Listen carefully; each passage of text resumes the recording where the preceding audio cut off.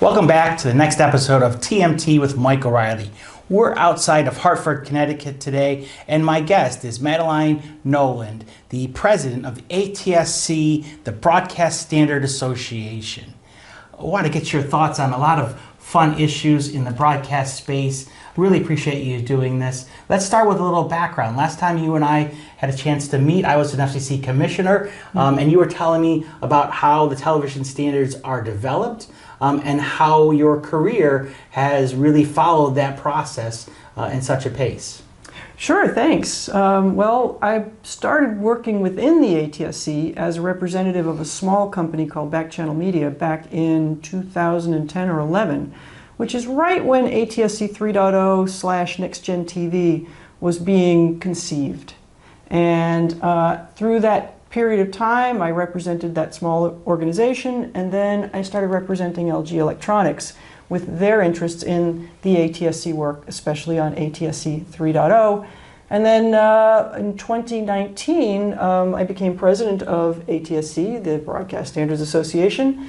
And since then, we've really been working hard, having sort of completed the standard and looking at how the standard is going to be adopted and developed, not just for the United States, but for other countries around the world. Can you explain how many members you have and what type of companies are in the membership of the ATSC, the Broadcast Standard Association? Sure. ATSC is a not-for-profit, and it's a industry association. We have roughly 160, 170 members, give or take. And what's wonderful about the ATSC membership is that it spans the ecosystem of broadcast television, all the way from the large networks to the station ownership groups, to the vendors of their solutions that they use for their pro gear, to the television and set-top box makers, to the technology developers such as Dolby Digital. It really is a wonderful slice of the stakeholders in the ecosystem. Public media is included. And I think it's also important to point out that ATSC, a lot of people think A stands for America, but it doesn't. It stands for Advanced.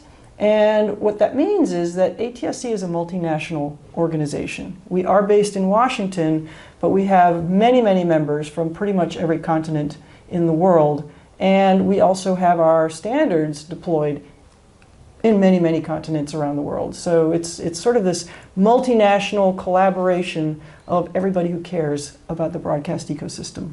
One of the most recent work that you've been involved in is the ATSC 3.0 standard. Can you tell a little bit about what is going to make it part of the standard? What can consumers expect from it? Are we talking about advanced pictures or audio, or where are we going with this? Yeah, I think that there's really a couple of facets to this. There is, what does the broadcast ecosystem need in order to remain healthy? And why do we need a healthy broadcast ecosystem? Because they are providing these public services in terms of entertainment, in terms of messaging in critical times. So the broadcasters thought, okay, how can we dramatically increase the quality of the consumer experience from an entertainment point of view, and at the same time, how can we make sure that we maintain strong businesses?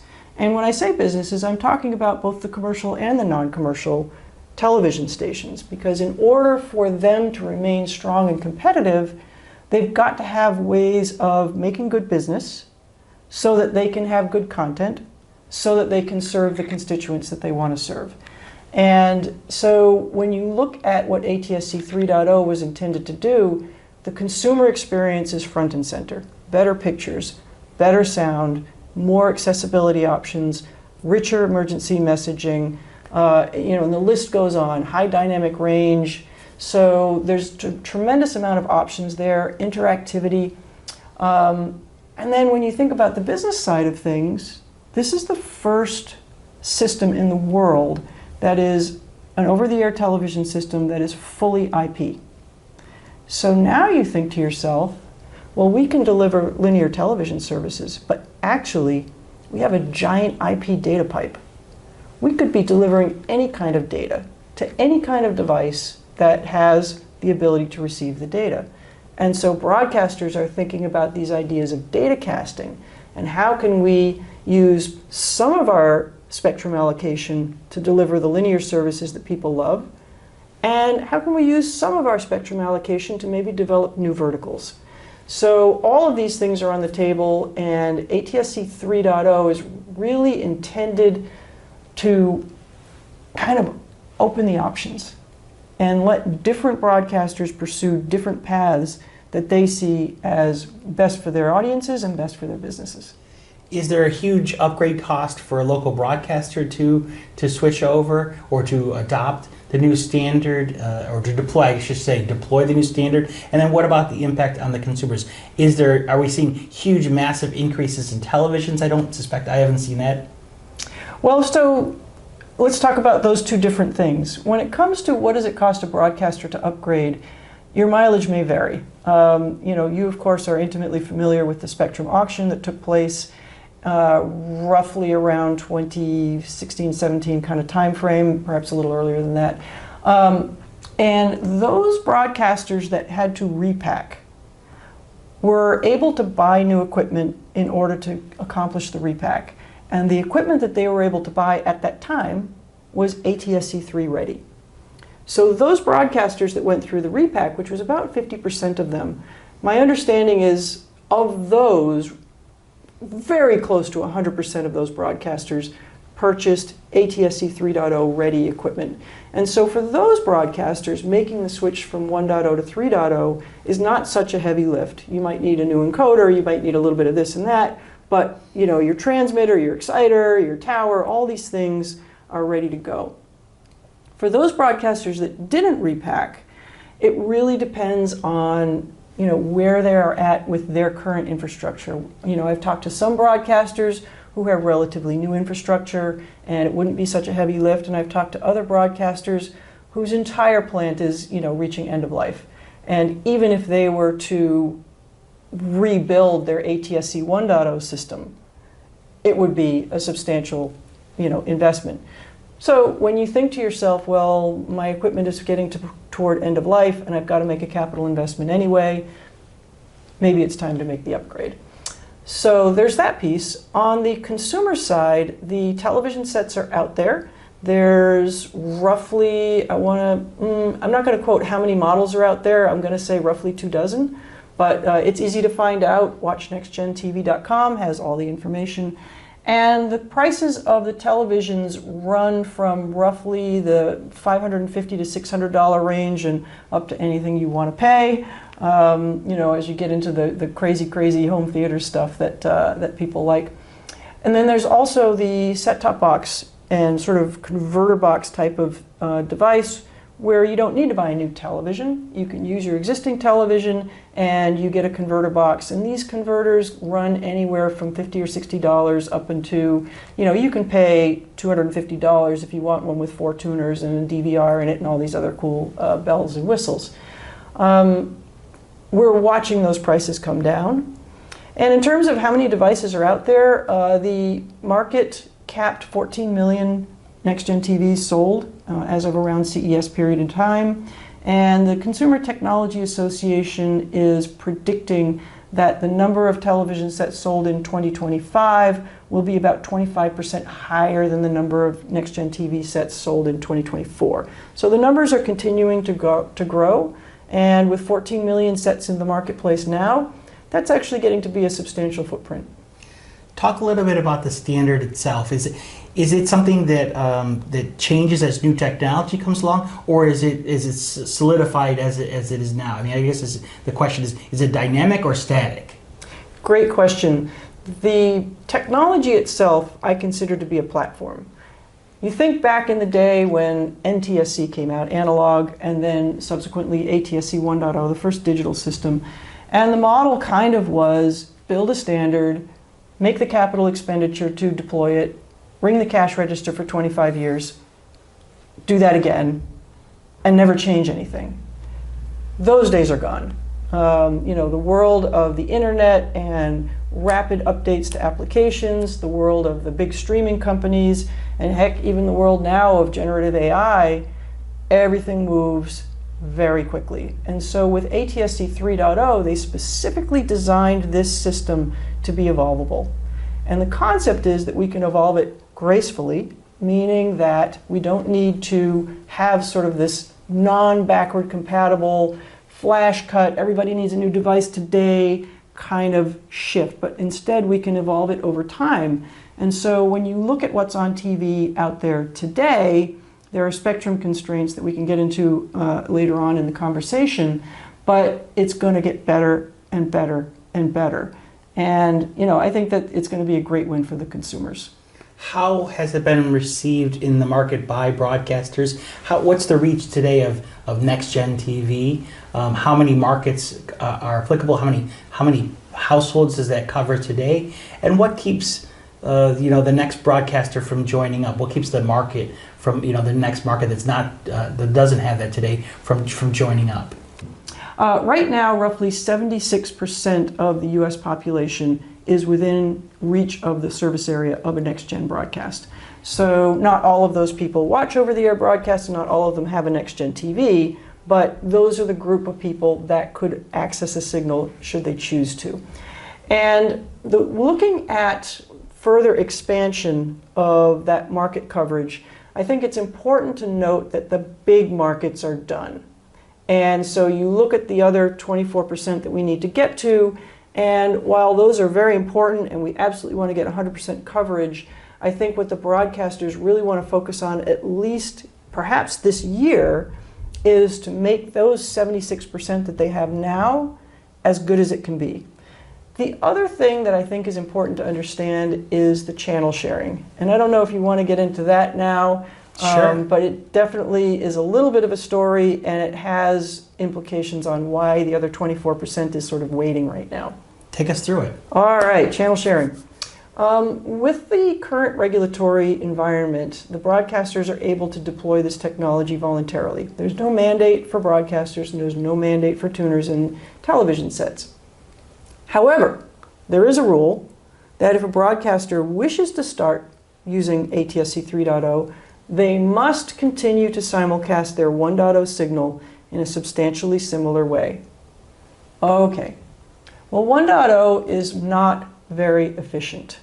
Broadcasters estimate that ATSC 3.0 is about 500% more efficient than ATSC 1.0, which means that we can fit 500% or 5 times as much data in an ATSC 3.0 channel allocation compared to 1.0.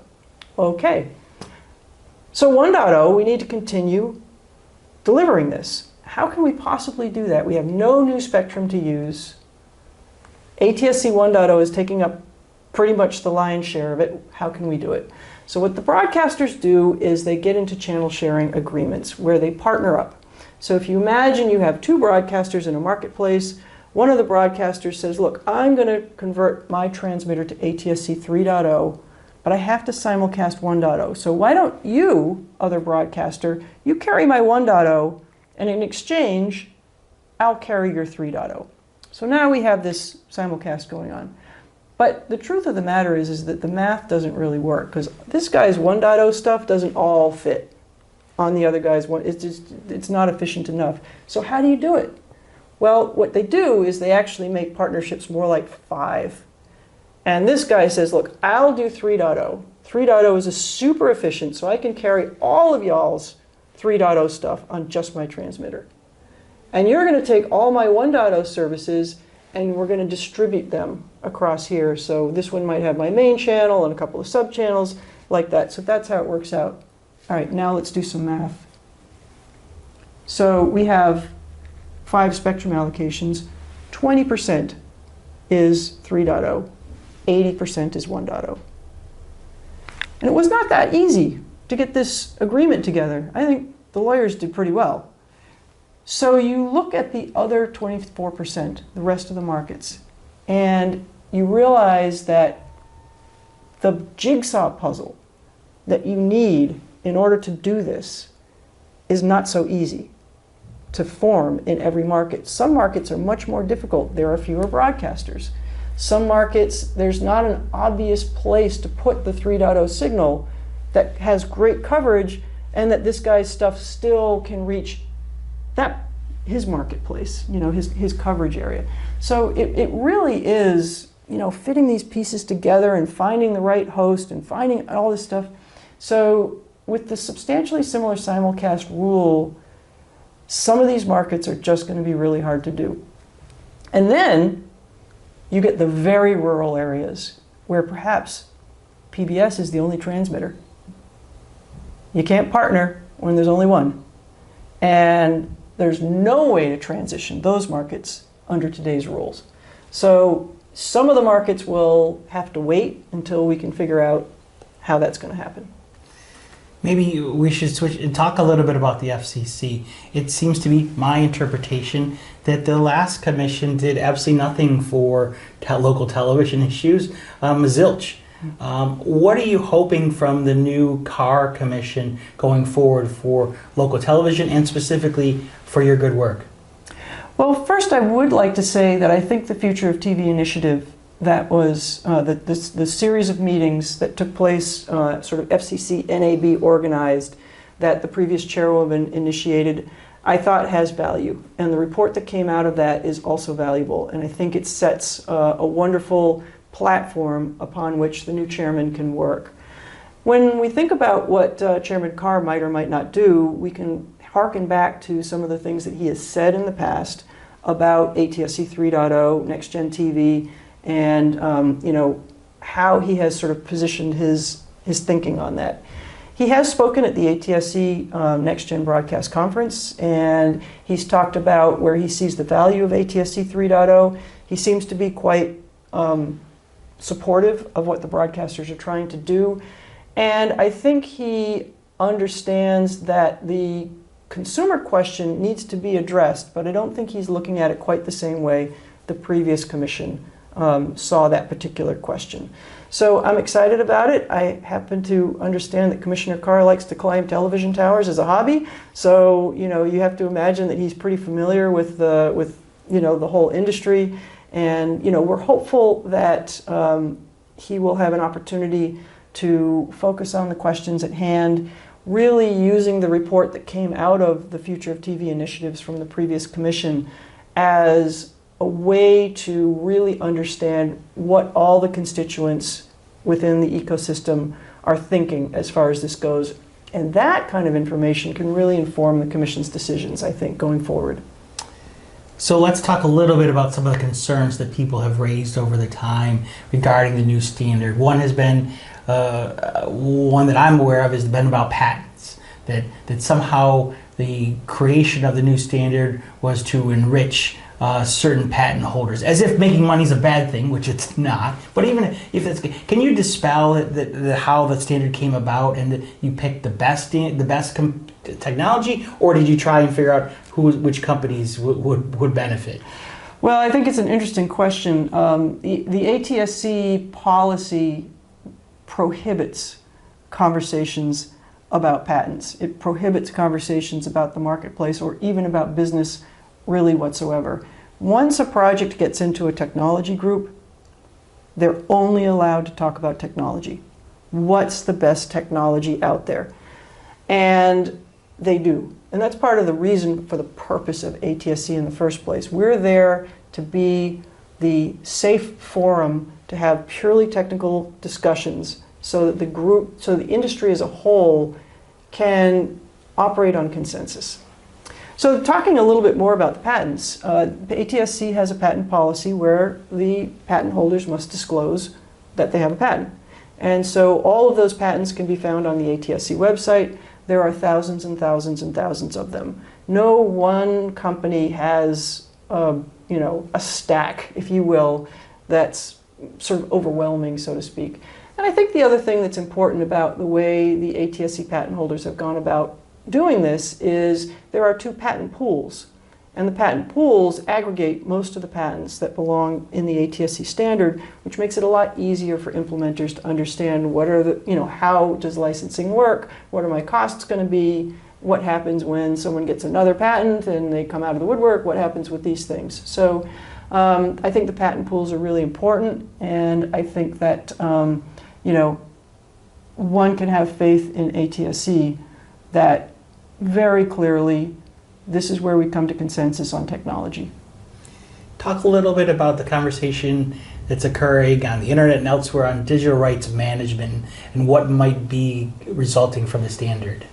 Sure. I think with content protection, a lot of people think about the way over-the-air television or free-to-air television has always been. It's been sort of the people's entertainment, the people's access to communication. And I think there's a sort of a sentiment out there that something's being taken away. But to kind of dispel that, the way the content protection system works within ATSC 3.0 is that it is free, it is seamless, you don't need an internet connection. And so the whole idea is that the content protection is there in order for broadcasters to continue to be able to deliver the high-value content. Because when you go to some of these high-value content owners, the big studios or the big sports leagues, and you talk about being able to put the content out over the air, they want to know how it's going to be protected from piracy.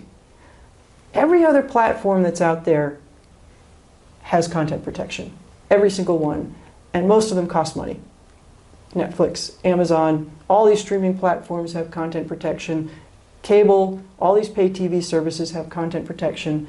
Over the air needs content protection in order to continue to deliver the high quality content that people want, but it also needs to be free and seamless. And so that was a big challenge for ATSC, and I'm quite proud that we were able to solve that. I personally have a next-gen television, and when content protection was turned on, I didn't even know it. I should make a caveat that there are some set-top boxes out there that do require an internet connection, and they'll disclose that clearly if they're running in sort of connected mode for the content protection piece.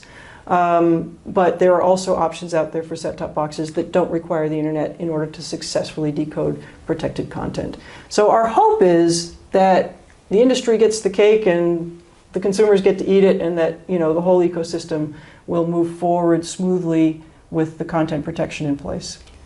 You mentioned CES. You were just in Las Vegas for the show just a few number of weeks ago. What did you come away with from a number of your partners, your members, and the new technology that they're planning to offer in the next gen space? What should we expect to see that's changed over the last couple of years? Sure, thanks. I think one of the things that I'd like to come back to for a minute is the whole 80-20 spectrum concept. You have to imagine that this transmitter that has ATSC 3.0 on it is actually carrying 4, 5, or 6 or more services. And so the easiest thing to talk to consumers about is 4K. But we can't do that when we have to have 5 broadcasters worth of stuff on one spectrum allocation. When they all get their own channels back, 4K, easy to talk about. You think about the rollout in South Korea of ATSC 3.0. They didn't even need to give it a name or a logo. They didn't call it Next Gen TV. They didn't have a logo program. They just said 4K, because 4 is more than 2. We can talk about that easy. In the US, because we have this simulcast rule, we are doing 1080p, which is a better picture than the previous HD. It's sort of what you call full HD. And we're doing high dynamic range, so much better contrast of the brights and the darks and much more wider color gamut. And we're also doing interactivity. Now, what I think is the most important thing that was coming out of CES is the rollout of the high dynamic range picture. And that started with the Kentucky Derby last year and continued through the Olympics. We're watching Gray TV, NBC Universal, and many others, and Sinclair Broadcast, all working together to get the high dynamic range 1080p picture out there that really does look better. So that's one piece that I think is exciting, and a lot more of that was developed and put out in CES. The other thing that I think is fun is the interactive piece. I don't know if you had a chance to play with that at all. But NBC, for example, has an interactive thing where you can do start over TV, meaning that I tuned into the program that I wanted to watch, but I came 15 minutes late, and a little bug comes up and says, "Would you like to start this program over again?" Why, yes, I would. And you can do that with live sports, you can do that with news, you can do that with almost any program, and it will immediately take you back to the beginning of the program. You can watch from the beginning, and you can jump back to live anytime you want. So that's kind of a neat piece of interactivity. They also have interactivity where you can sort of immediately access local content, news, weather, politics, what have you.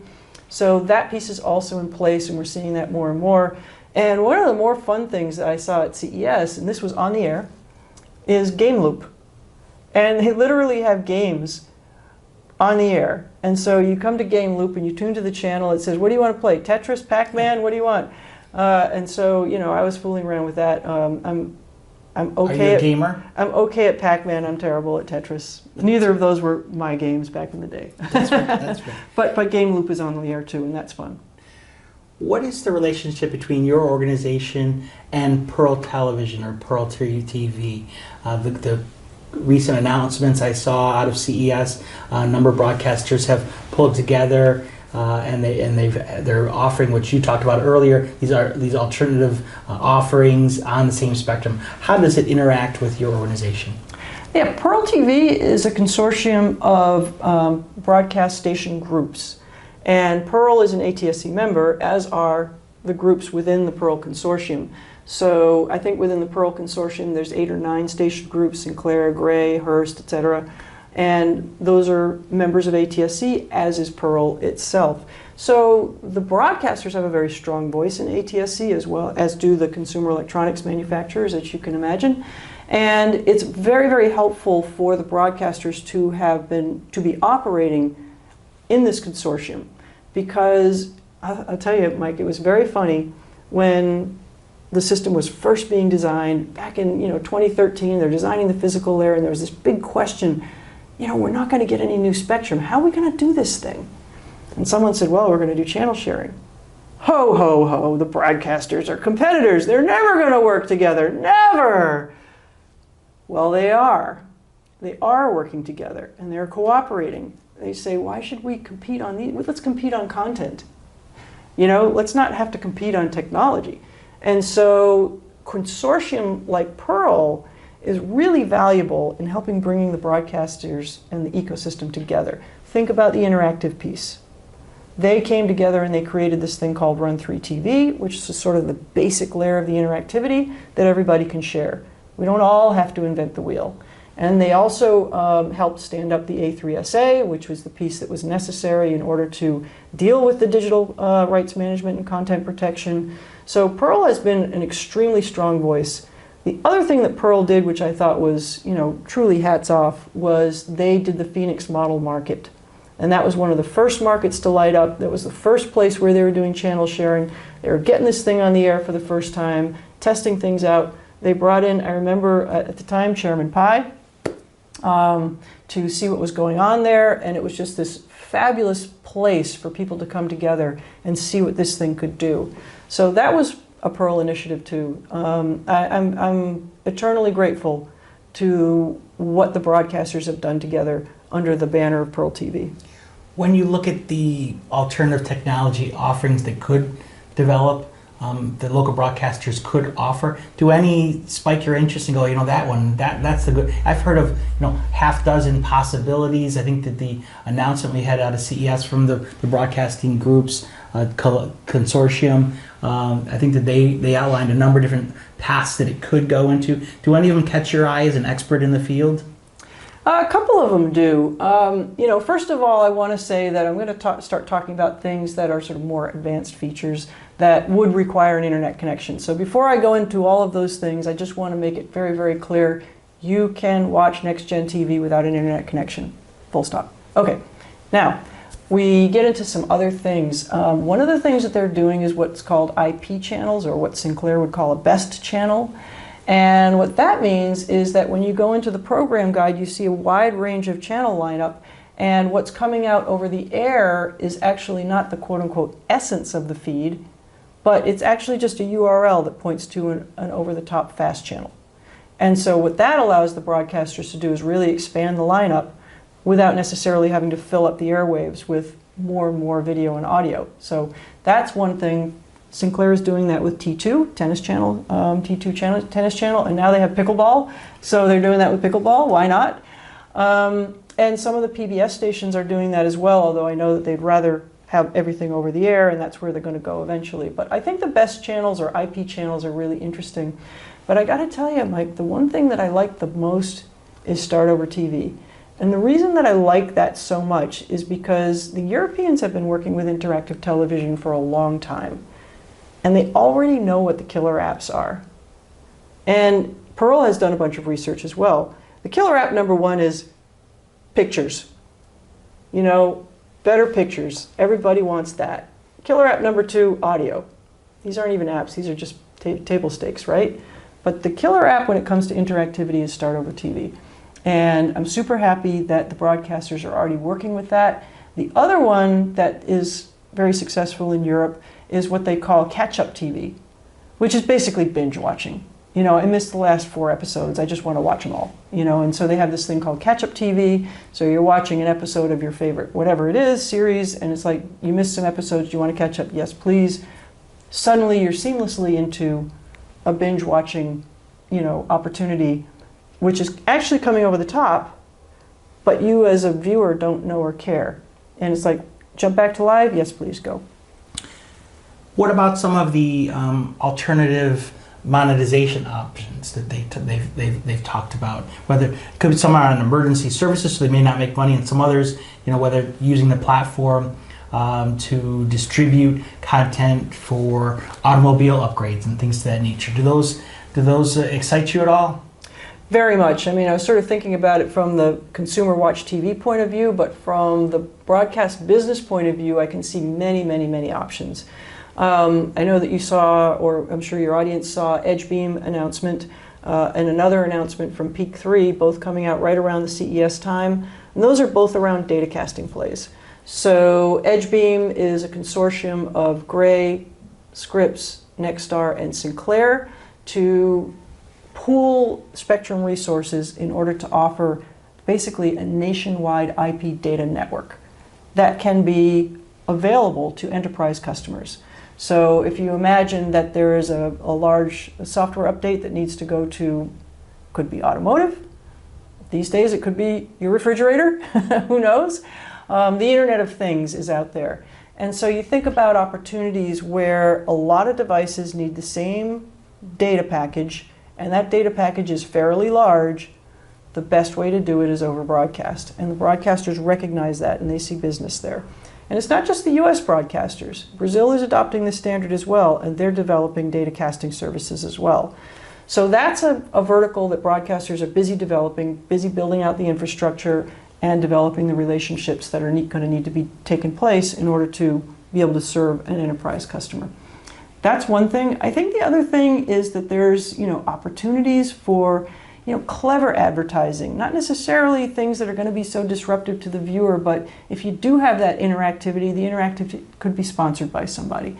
Or if you do the Start Over TV, you might be doing some ad replacement. So it's the same ad break, but it might be an ad that's a lot more tailored to you than to, you know, the mass market, if you will. So those are opportunities as well. My personal feeling is that, you know, in order to fully develop those opportunities, and frankly, everything that we want to do with Next Gen TV, we've got to get past this 80-20 business. We've got to get past that.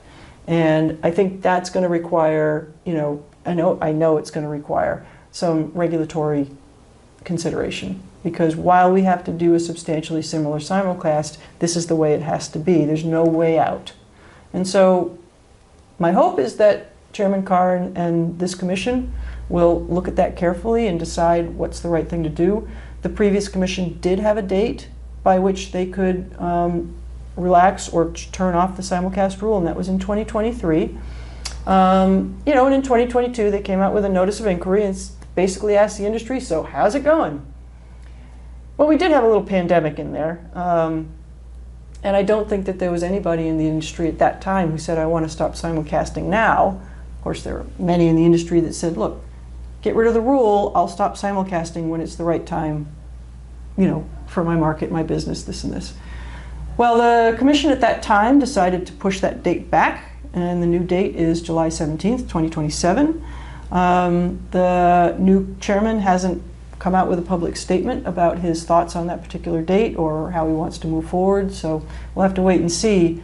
But the bottom line for me is that for technical reasons, ATSC 3.0 will never really sing until we can get more bandwidth for it. So in our closing moments, one last question. Tell me what you think of the health of the broadcasting industry. The industry has come under attack, some by policymakers. The financial markets haven't been too kind to different station groups.